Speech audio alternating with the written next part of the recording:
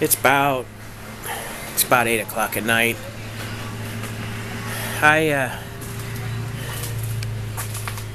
I got underneath and started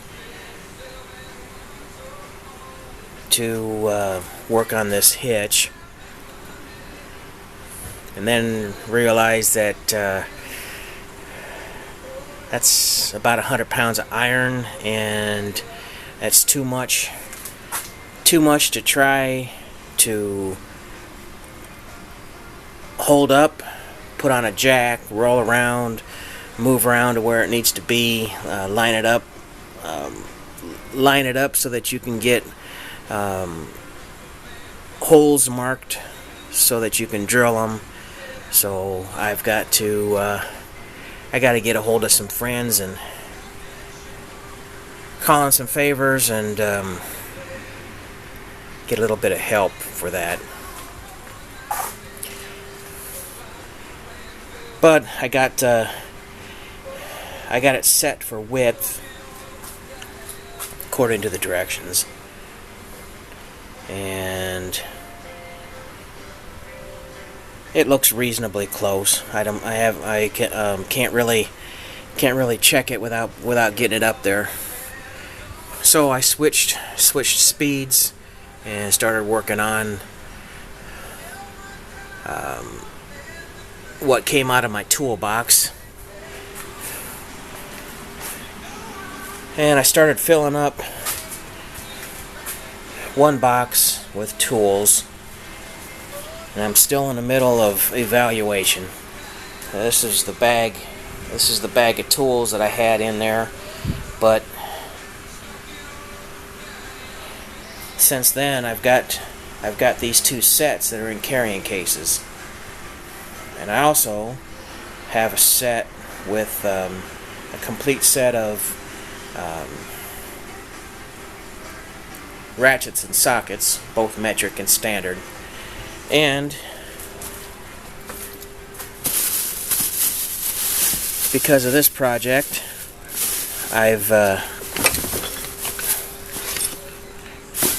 now I've got a bag started for the 19-volt impact,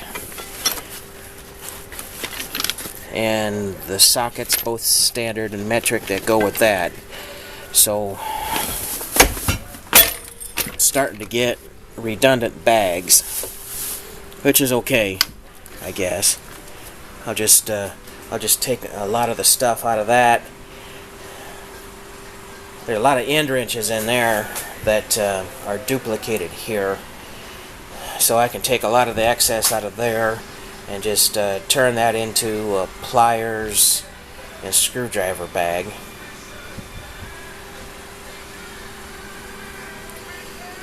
And some of this extra stuff, like the fencing tool, that can go away. This is a tool here for doing the springs on your rear brakes, drum brakes, and I don't anticipate doing that on the road, so that can go back in my toolbox, my main toolbox. And that big channel lock, that opens up to about 6 inches, and I carry that around for oil filters. But I don't anticipate changing oil roadside, so I'm gonna take that out. But what I got in there now is a hacksaw. This over here on the side is a battery pack that you can use for jump starting. There's my jumper cables. I got some heater hose and some fuel line. And yeah, the rest of it needs a lot more thinking out. I got woodworking tools that I've already got a bag full of woodworking tools, so that needs to go back into there. That's a collection of exam gloves and nitrile gloves and the kitchen style dishwashing gloves that I think that's going to go in my other box. For that one over there is going to be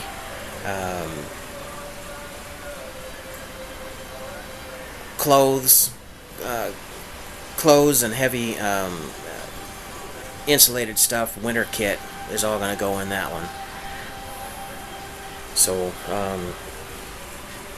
these gloves can go in there. I'll throw some towels, some extra clothing, some shirts, some shorts, maybe a pair of coveralls, just in case. You never know what you're going to need for. Some of it's snowbank kit, some of it is fall in the water while fishing kit. So yeah, it's coming together. I got rid of a lot of the crap, but I still have a lot more to sort through. This is the pile here that all it fits into the category of tie-down equipment. And there's things, the Tidy Cat container, there's 2 cargo chains in there, full-size cargo chains, and that's the easiest way to keep them all together. Somewhere in this pile is I've got frame hooks,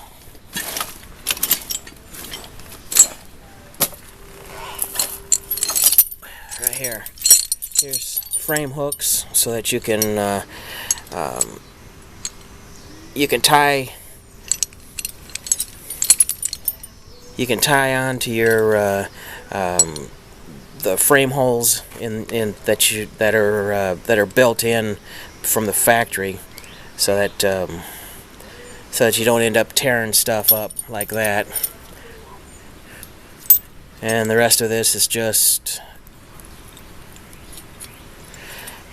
extra little stuff that's useful when you're working with the smaller chains.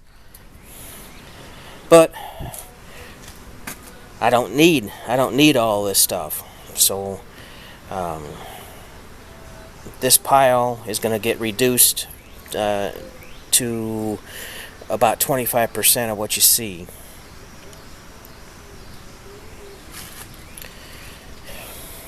But that's more sorting that needs to be done. I haven't got it figured out. I went through and had the doors open all day with the dome light on, so batteries wore down. It'll still start, but it won't be a fully charged battery, so I got the charger on it.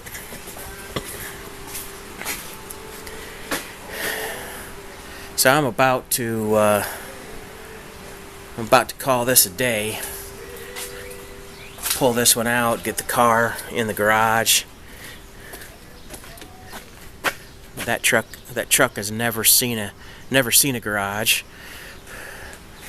And this van has spent its whole life in a garage. So it's got to learn how to fend for itself outside.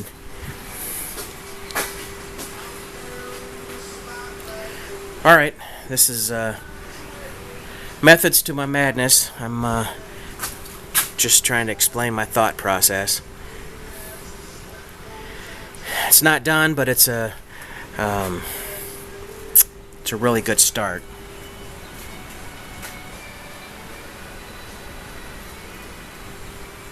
Alright, we're out of here.